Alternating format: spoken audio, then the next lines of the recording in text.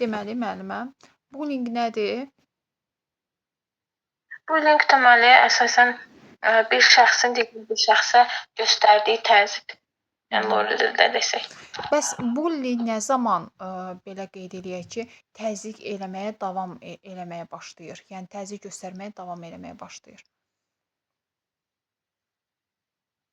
Ancaq yəni davamlı sürətdə olsa da qarşısı alınmasa. Aha. Bax məsəl üçün mən bulliyəm. Tutalım ki, öz övladıma qarşı və yaxud da kiməsə qarşı. Məsələn, evdə gəlin qaynana arasında məsələn deyək ki, bullying halları olur da, belə deyək. Biri digərinə əzab verir psixoloji cəhətdən. Məsələn, qaynana məsələn gəlinə belə deyək də, söz-söhbət yaradanda, məsələn ailədə nə zaman başa düşür ki, yəni belə deyək də, cümləmi belə qurum. Nə zaman o gəlinə təzyiq göstərməyə başlayır? Hansı anda başa düşür ki, buna təzyiq göstərmək olar? Mən buna belə təzyiq göstərəndə artıq o mənə tabe olur. Sizcə, yəni bullyingin yəni psixoloji tərəflərindən soruşuram sizdən.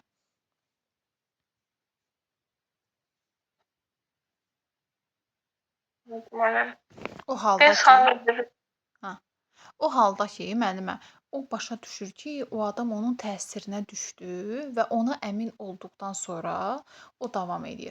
Bax, məsəl üçün mənim dərs dediyim məktəbdə, amma mən o sinifə dərs keçmirəm, əvəz etmişəm müəyyən vaxtlarda. Deməli, bir kök oğlan var və o sinifdə mən əvəz etdiyim dönəmlərdə çox səs-küy salırdı filan. Başa düşdüm ki, oğlanı bir dənə ələ alandan sonra o digərlərini idarə eləyəcək. Və biz bir dəfə müəllimlə söhbət eləyəndə o dedi ki, yəni həqiqətən də çox ağıllı bir söz dedi. Dedi ki, əslində o kökdür, o hamısının yekəpərdir. O zəif davransa ona qarşı bullying edəcəklər. Amma indi o özünü elə aparmaqla o başqalarına təsir göstərməyə başlayır. Həqiqətən də belədir. Yəni uşaqlar bir-birlərinə təzyiq göstərmək istəyirlər. Bu hansı halda olur? Görəndə ki, o ona qalib gəldi psixoloji cəhətdən. Artıq onu öz təsiri altına saldı. Buna əmin olandan sonra başlayır davamlı şəkildə bunu etməyə. Artıq arası kəsilməz bir proses olur. Bəs müəllimə, kim demişdi ki, bullyingə belə bir tərif vermişdi? Ha, Farrington nə tərif vermişdi? İngilis kriminoloqu Farrington bullyingə tərif vermişdi. O hansı tərif idi? Farrington baş səs. Anam, çox unutmuşam. Bullyingin bildim yadıma. Aha. Buyurun. Bildim müəllim ki, o deyirdi ki, güclü şəxsin zəif şəxsə uyguladığı elə bir növ əzab verilməkdir də, güclü şəxsin zəif şəxsə. Həm psixoloji, həm də fiziki olaraq etdiyi əzabdır. Yaxşı müəllimə. Sonra ümumiyyətlə bullying halları ancaq məktəbdə baş verir müəllimə. Xeyr müəllim, hər yerdə baş verə bilər. Məsələn? Məsələn, sadə gündəlik həyatımızda da, yəni hər yerdə baş verir. Bullying halları hər bir yerdə baş verə bilər. Müəllimə, bullyingin məktəbdə baş verənlər yəni daha ciddi xarakter daşıyır. Uşaqlar arasında olanda, bəli, uşaqlar arasında hər bir halda, yəni bullyingin hansı halda olursa olsun, şəxsi psixoloji cəhətdən qapalı düşüncəsini tərzinə salırsa, şəxsi psixoloji cəhətdən özünü pis hiss elətdirirsə, hər bir halda bullying qarşısı alınmalıdır, qəbul edilməzdir. Müəllimə, siz bullyingin növlərini deyin. Bullyingin hansı növləri var? Necə təsnif olunur? Birinci ilk dəfə yəni 4 növ var idi. Məqsədinə görə idi, davranışa görə idi, birbaşa bir də dolayı yolu olmağına görə idi, bir də xüsusi bullying var idi. Onların da özləri bölünür bir neçə yerə. Bəs müəllimə, tədris bullyingi nəyə daxil idi? Tədris bullyingi məqsədinə görə olana. Məqsədinə görə olandan hansına daxil idi? Məqsədsiz bullying. Məqsədsiz bullying. Məqsədsiz bullyingin daha hansı növü var müəllimə? Düşünülməmiş bullying. Düşünülməmiş bullying. Deməli, məqsədli bullying məqsədsiz bullyingdən nə ilə fərqlənir? Məqsədli bullying, yəni burada bullying göstərən şəxs şüurlu şəkildə bunu eləyir. Hı Yəni hı. bir özünə yəni zərər verir də, zorakılıq göstərir. Amma məqsədsiz, düşünülməmiş, özündən asılı olmadan, Hı yəni hı. heç bir pislik güdmədən, heç bir məqsəd güdmədən Hı baş hı. verir. Bəli. Müəllimə, bəs, düşünülməmiş bullyingə aid nə nümunə gətirə bilərsiniz? Nə deyə bilərsiniz bu haqda?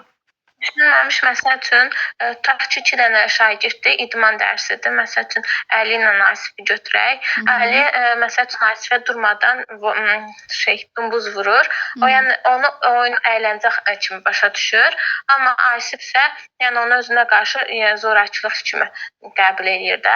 Amma Əli onu oyun xarakteri başa düşür. Aha. Düşünmədən elə bilir ki, bu oyun onun üçün əyləncəli oyundur.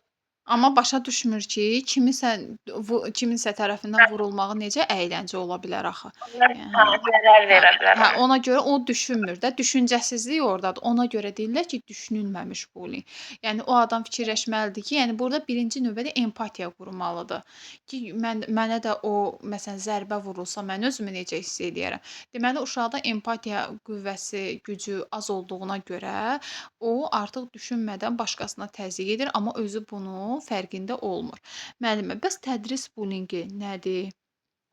Bu necə baş Məsəl üçün, verir? əslində burada da müəllim, tutaq ki, müəllim misal göstərir. Əslində tərifə belədir ki, yəni kömək eləmək məqsədi ilə düşünülməmiş olan bir bullyingdir.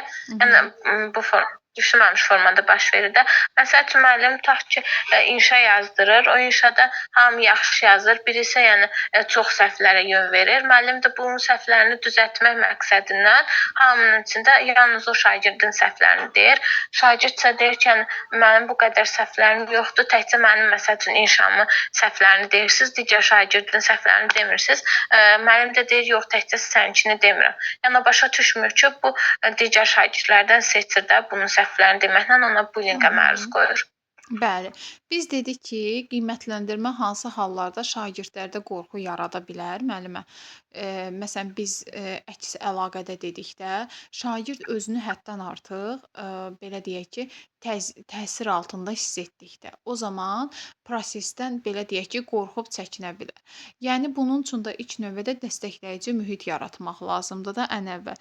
Deməli, bəs tədris bullyinqi kimlər arasında ola bilər, müəllimə? Müəllimlər, şagirdlər, Hı hı. şagirdlə şagird, müəllimlə şagird, valideynlə şagird arasında. Valideynlə şagird arasında olar. Bəli, olur da. Görürsüz, 1-ci sinifə uşaqlar hazırlaşanda valideynlər bir də görürsüz əsəbləşir, uşağı vura bilirlər. Yəni bu özü də tədris bullyinqi adlanır. Bundan amma soruşsan valideyndən ki, niyə vurursan? Deyir, mən onu öyrətmək istəyirəm. Əslində bir çoxlarımız da, hamımız da elə öyrənmişik. Tədris bullyinqinə məruz qalmışıq. Sonra müəllimə, bullyinqin davranışına görə növləri hansılardır? Burada fiziki bullying var, bir də qeyri-fiziki bullying. Fiziki bullyinq nədir? Fiziki bullying yəni fiziki hərəkətlər vasitəsilə də, yəni fiziki əziyyət vermək istəyən. Bəs siz bu fiziki bullyinqi, bullyinqin digər hansı növləri ilə eyniləşdirə bilərsiniz? Hansı nəyi müəllim? Fiziki bullyinqi. Hansılarından eyniləşdirmək olar bullyinqin digər növlərindən? Məqsədli bullyingdən məncə olar. Ancaq məqsədli?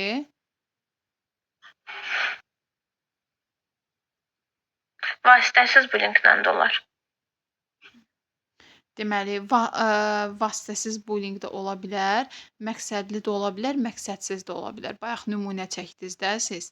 Məqsədsiz də ola bilər, çünki fiziki cəhətdən o ona toxunur. Bir şəxs digərinə toxunur, nəticə etibarilə ona əziyyət verir fiziki cəhətdən. Bəs müəllimə, fiziki bullyinq ancaq bir şəxsin digər şəxsə fiziki cəhətdən, güc tətbiq etməyidir? Fiziki bullyinq ancaq bundan ibarətdir? Xeyr müəllim. Buyurun. Məsəl üçün, yəni burada məktəb avadanlıqlarının falan dağıdılması, sındırılması da buraya aiddir. Deməli, bu da fiziki bullyinq hesab olunur. Bəs müəllimə, siz deyin görək qeyri-fiziki bullyinqin növləri hansılardır? Ümumiyyətcə bu nədən ibarətdir? Mahiyyəti nədir? Qeyri-fiziki də, yəni burada əl-qol hərəkətləri olmadan da, yəni fiziki hərəkətlər olmadan baş verər bullyingdir. Bunun da özünün növləri var idi. Verbal bullying, qeyri-verbal bullying, bir də sosial bullying. Hə, deməli birinci verbal bullyingdir. Verbal bullyingdə də yəni burada sözlər vasitəsilə təzyiq göstərilməsidir. Bir şəxsin digərini məsəl üçün təhqir eləməsi söz vasitəsilə. Qeyri-verbalda mimika, jestlər vasitəsilədir. Və sosial bullyingdə də burada da məsəl üçün bir şəxs tutaq ki, bir qrupdadır. Yəni o qrupdan onun uzaqlaşdırılması. O qrupdan onun uzaqlaşdırılmasıdır. Yəni sadəcə uzaqlaşdırılmasıdır müəllimə. Sadəcə öz qruplarından uzaqlaşdırırlar. Başqa cür necə olur? Yox, sadəcə məsəl üçün onu görməzdən gəlirlər də, yəni başqa yığıncaqlara falan da çağırırlar həmin şəxsi. Hətta onun haqqında xoşagəlməz şayiələr yayırlar. Başqalarının yanında onları utandırırlar. Bax belə, təkcə özlərini öz qruplarına kənarlaşdırmırlar, eyni zamanda onu başqalarının yanında utandırırlar. Qeyri-verbal nə idi müəllimə? Qeyri-verbal da burada jestlərdir, hərəkətlər vasitəsilə. Aha, əl hərəkətləri, jestlər, şəkillər, müəyyən nəsə də kağıza şəkillər yazırlar, şəkillər daha doğrusu və bu da deməli qeyri-verbaldır. Yəni görsəllik də vizuallığa aiddir. Yaxşı müəllimə, vasitəli, vasitəsiz bullying haqqında məlumat verin. Nədir bunlar? Vasitəli bullying, yəni birbaşa şəxsin özü bullying eləyir. Yəni burada digər bir şəxslər olmur da, sadəcə həmin şəxsin özü olur bullying eləyən. Vasitəli bullyingdə isə şəxsin özü olmur, digər bir şəxs tərəfindən, yəni üçüncü şəxs tərəfindən göstərilir. Üçüncü bir şəxs tərəfindən göstərilir. Xüsusi bullying nədir? Xüsusi bullyingdə müəllimə fiziki belə bullying etmək olur. Nə ilə? Hərəkətlərlə? Xüsusi bullying olan kiberbullyingdə fiziki bullying etmək olur. Məncə yox. Necə yəni yox? Çünki burada yəni şəkillər var, yəni verbal vasitəsilə olurdu. Bir də qeyri-verbal da olurdu. Deməli, müəllimə qeyri-verbal. Qeyri-verbal nə deyə bilərsiniz məsələn kiberbullyingə?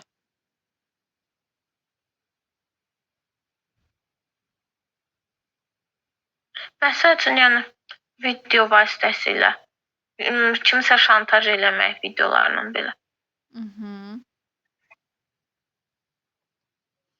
Kimisə şantaj etmək və görsəl şəkillər, videolar atmaq və sözsüz hər hansı bir animasiya göndərmək, bunlar olur qeyri-verbala. Çünki sözlü deyil, eyni zamanda sözlü ola bilər. Məsələn, WhatsApp vasitəsi ismarız göndərə bilər, ola bilər ki, onunla bağlı paylaşım edib altında yazı yaza bilər və s. belə. Ancaq sözlü, yazılı şəkildə edir. Fiziki isə müəllimə hakerlərin... Hakerlər də var idi müəllim orada, yadıma düşdü. Hakerlərin olması, məsəl üçün bank kartlarının istifadə olunması öz başına. İstifadə olunması idi. Daha sonra belə qeyd eləyək də, kiminsə şəxsi hesabı şifrələr açılırdı, nə bilim kiminsə WhatsApp hesabına daxil olurdu. Məsələn, kiməsə görürsüz ki, məsələn elə bir hallar olub, daxil olurlar, kiməsə uduş məqsədilə nəsə deyirlər, sonra deyirlər ki, falan kodu deməlisiz, o da kodu deyir, bilməm necə eləyirsə, kiminsə nömrəsini oğurlayırlar, onun adından başqalarına mesaj yazırlar. Bu özdə kiberbullyingdir. Şəxs istər-istəməz mənəvi cəhətdən özünü pis hiss eləyir.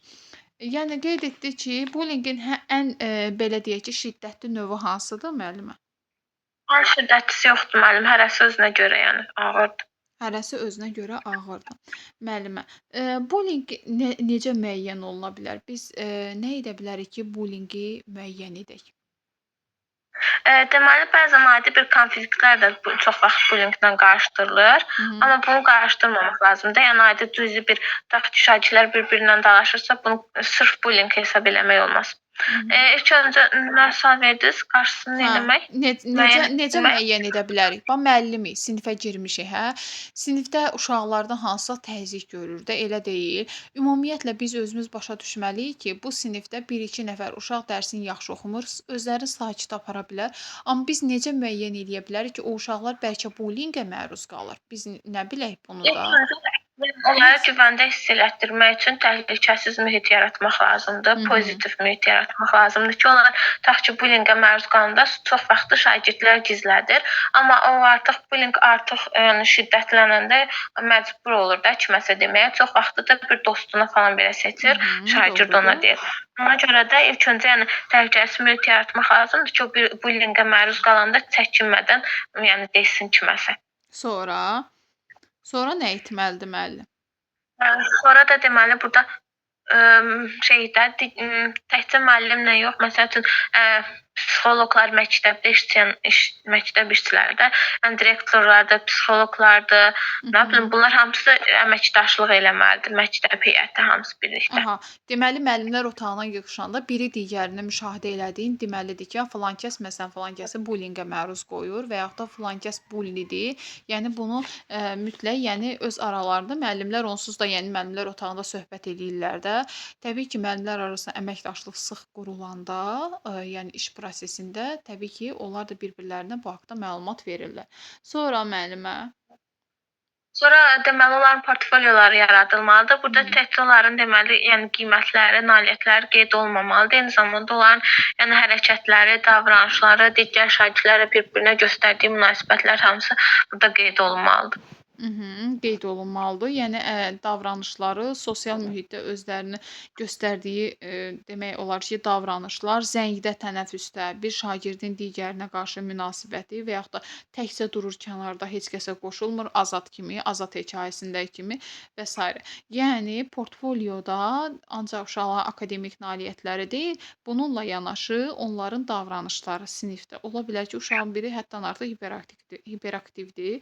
Ola bilər ki, digər şagirdlərin, belə deyim, münasibəti onunla yanaşı ailə vəziyyəti də qeyd olunur da, neçə nəfərdən ibarətdir və yaxud da və sairə məlumatlar qeyd olunur. Sonra müəllimə? Sonra bir də valideynlərlə əməkdaşlıq var idi. Yəni burada da bu da çox mühümdür. Çünki ilk öncə ola bilsin ki, müəllimdən əvvəl, yəni valideyn onun o hərəkətlərini müşahidə edə bilər. Yəni əsas tutan, yəni hərəkətlərini müəyyən edən valideyndir. Əsasən bunu müəyyən edən kimdir? Valideyndir. Çünki uşaq ən çox valideynlə bir yerdə olur, və bullyinq halını müşayiət eləyə bilər. Elə hallar olur, bəzən uşaqlar valideynlərinə, yəni, ürək qızdırırlar və deyirlər. Elə uşaqlar var ki, valideynlərindən çox çəkindiklərinə görə dostlarına deyə bilərlər bunu. Ona görə də uşağı maksimal cəhətdən, yəni müəllim çalışmalıdır ki, üzə çıxarsın. Sonra müəllimə var idi esse yazmaq. İndi deyir esse yazmaqla ki, Anatol Pikas, İsveç psixoloqu, bullyinq üzrə mütəxəssisdir. O müəyyən edib ki, esse yazaraq da uşaqlar bəs bullyinq hallarının üzə çıxarılmasına kömək edə bilərlər. Bəs müəllimə, hansı hallar olur ki, bu istər-istəməz, esse yazmaqda problemin çarəsi olmur? Hansı hallar olanda yəni? Deməli, məsəl üçün şagird özünə fantaziya da qura bilər. Məsəl üçün realda baş vermir hadisə, amma özünün fantaziyasına uyğun onu yazır orda.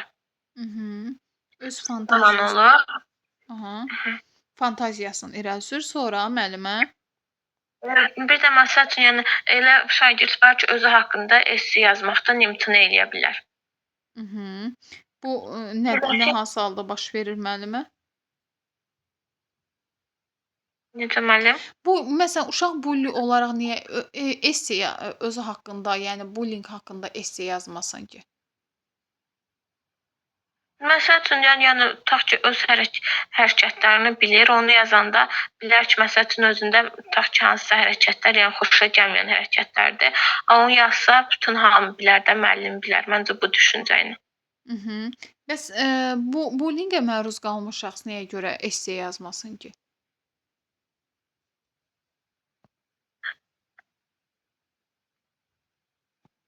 Hədə burada yəni hamı bilər deyə qorxar, çəkinər ona görə.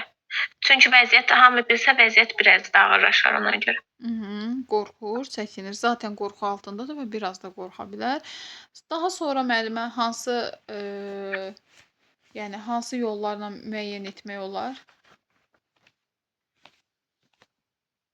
Bir də orada anonim sorğu vardı, onu tam başa düşməmişdim müəllim. Aha. Bilirəm, amma yəni gizli vasitə, gizli olur. Amma Mhm. belə tam Deməli müəllimə, orda belədir də, anonim sorğu üçün müəllim əvvəlcədən terminlər hazırlamalıdır. Və bu terminlər hansı ki, uşaqlar buna cavab verdikcə müəllim müəyyən eləyəcək ki, bu sinifdə bullying halı var. Deməli, hər bir uşağa cədvəl formasında paylaya bilər vərəqləri və yaxud da birinci sual, sonra cavab yeri qoya bilər. Məsəl üçün, müəllim özü termin müəyyən eləyə bilər. Məqsədyönlü, incitmək, davamlı, müddət, güc, provokasiya və s. aid edə bilər. Məqsəd deyəndə burada həm bullyyə, həm də bullyingə məruz qalmış şəxsə sual verilir. Bu zaman uşaq əgər bullyyə, məsələn, buraxılan qeydə uşaq cavab verirsə, deməli uşaq bullidir. Yəni təsirə məruz qoyan şəxsdir. Yox, uşaq bully yerinə yox, bullyingə məruz qoyulmuş şəxs yerinə cavab verirsə, deməli o uşaq bullyingə məruz qalmış uşaqdır və bu hallarla da müəllim, məsələn, tutalım ki, incitmək. İncitməkdirsə, məsələn, yazılır ki, sənin hərəkətin ona təsir etdiyini hiss etdin. Digərində belədir ki, onun hərəkəti sənə pis təsir etdi, o bilir ki, sənə pis təsir edir. Əgər uşaq bunların ikisindən birinə, hər hansı birinə cavab yazacaqsa, deməli müəllim başa düşəcək ki, bu uşaq bullidir, yoxsa bullyingə məruz qalmış şəxsdir. Yəni belə bir anonim sorğu ilə başa düşəcək ki, uşaqlar kimdir də, yəni belə müəyyən eləyəcək. Sonra müəllimə, bullyingin qarşısını almaq üçün müəllim hansı tədbirlər görməlidir? Məlum məsələdir ki, bu heç elə də asan da olan bir proses deyil. Müəllim hansı tədbirləri görməlidir? Deməli, yəni siz də qeyd etdiyiniz kimi asan deyil onu müəyyən eləmək də. İlk öncə deməli, burada müəllim bir şeyi nəzərdə saxlamalıdır ki, tutaq ki, bullyingə, yəni çıxış yolu kimi onu cəzalandırmamalıdır. Daha da aqressiya göstərməməlidir, səbəbini öyrənməlidir və o səbəbdən artıq tədbir görməyə başlamalıdır. Çünki bəlkə ola bilər ki, hansısa psixoloji cəhətdən travma almış ola bilər, ona görə bu hadisəni məsəl üçün törətmiş ola bilər. Buna görə ilk öncə deməli mənəvi dəyərlərin aşılanmasıdır. Məsələn, burada hər birimizin içimizdə, yəni incitmə potensialı var. Yəni hər birimiz kimsə incidə bilərik də özümüzdən asılı olmayan səbəblərdən. Aha. Buna görə də incidən zaman öz milli dəyərlərimizi biz yadımıza salmalıyıq, ona görə davranmalıyıq. Yəni Bəli. milli dəyərlər nə qədər dərin olarsa, yəni bir o qədər də insana az təsir göstərər digərinə. Az zərər verər. Birinci mənəvi dəyərlər aşılamaq lazımdır uşaqlara və bunun üçün də məsələn nümunələr göstərmək olar, qocalar evinə aparmaq olar, sonra nə bilim uşaqlar evinə aparmaq olar uşaqları, daha sonra müəyyən insident üzərində iş icra etmək olar, real təcrübə yaşatmaq elə uşaqlar evinə getmək, qocalar evinə getmək, müəyyən məsələn köməyə ehtiyacı olan insanları göstərmək olar. Daha sonra rollu oyunlar müəllim bir ssenari gətirə bilər uşaqlara və uşaqlar onu rollarla ifa eləyə bilər. Daha sonra müəllimə, dedik simulyasiya və rollu oyunlar və sairə müəllim özü də rol model ola bilər bunun üçün ki, uşaqlara mənəvi, belə deyək ki, mənəvi cəhətdən uşaqları inkişaf elətdirsin, dünya görüşlərin artırsın. Sonra müəllimə var idi burada emosional intellekt. O nədir? Mahiyyəti nədir? Burada da yəni şagird çətin şəraitdə, yəni bullying göstərən kimsədə çətin şəraitdə tutaq ki, öz emosiyalarına uyğun qiymət verməlidir də. Yəni özünü başqasının da yerinə qoymalıdır. Belə. Özünü başqasının yerinə qoymalıdır. Yəni emosional cəhətdən birinci uşaq hadisələri rasional olaraq qiymətləndirməlidir. Rasional insanın məntiqi düşünməsidir. Məntiqi cəhətdən uşaq birinci qiymət verməlidir prosesə. Daha sonra artıq emosiyalarını nəyi necə, harda istifadə etmək lazımdır, istifadə edə bilər. Və burada qeyd olunub ki, müəllimə, emosional intellektin sahəsinə uyğun olaraq şagirdlərin ünvanlanması və müzakirəsi şagirdin mənəvi sağlamlığını təmin edir. Yəni, o emosional sahəni mütləq şəkildə şagirdlərə izah etmək lazımdır. Daha sonra müəllimə, buzqıran strategiyasına istifadə. Bu nə idi? Burada şagirdlər əsasən bir-birini tanımasına kömək edir və bir-birini tanımaq sayəsində də bir-birinə artıq empatiya hissi yaranır onlarda. Aha, buzqıran strategiyaları. Biz indi qarşıda keçəcəyik o mövzunu. Sonra valideynlərlə əməkdaşlıq və onların münasibətləri. Hə, burada da yəni deməli həm bullyinqin müəyyən edilməsində, həm də qarşısının alınmasında valideynin rolu böyükdür. Çünki ilk öncə yəni müəllimdən daha çox valideyn həmin uşağı daha yaxşı, yaxından tanıyır. Ona görə də yəni onun xarakteri haqqında daha çox məlumata sahib olur. Yəni öz uşağında da nəsə bir tutaq ki də problem baş verən zaman, yəni problemi müəyyən edən zaman müəllimlərə də bildirməlidir. Buna görə də yəni onun rolu böyükdür. Mhm. Sonra müəllimə, məktəb psixoloqu ilə əməkdaşlıq. Bu nə idi? Hə, burada da yəni hər bir şagird məsəl üçün psixoloqdan müəyyən məlumatlar almalıdır, o məsləhətləri almalıdır, ona qulaq asmalıdır, psixoloq onlara kömək eləməlidir. Yəni Mhm. Bu da fərqli şəkildə hər bir bəli. şagird maraqlanmalıdır. Burada əsas Çünki hər hansı psixologiyası fərqli cür olur. Bəli, doğru dediniz. Burada əsas məqsəd uşaqların individuallığını, yəni fərdiliyinin nəzərə alınmasıdır. Şagirdlərin maarifləndirilməsi müəllimə necə maarifləndirilə bilər və maarifləndirən zaman şagirdləri nələrə diqqət etmək lazımdır? Şagird çox zaman, yəni bullyingdən sonra məlumat verilir. Bu zamanda yəni baş verir.